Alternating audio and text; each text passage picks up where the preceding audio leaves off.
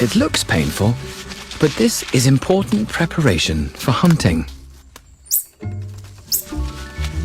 Each family member has its own unique way of doing it.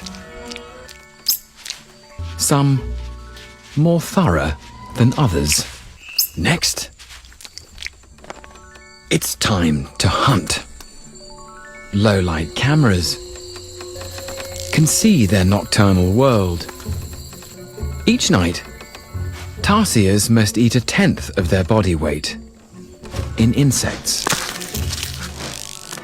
From the safety of his home tree, the 5-week-old watches on as the adults hunt. There's lots to learn. He must master his satellite dish ears, moving each one independently to pick up tiny sounds in the dark. Next, he must learn to tilt his head to judge distance.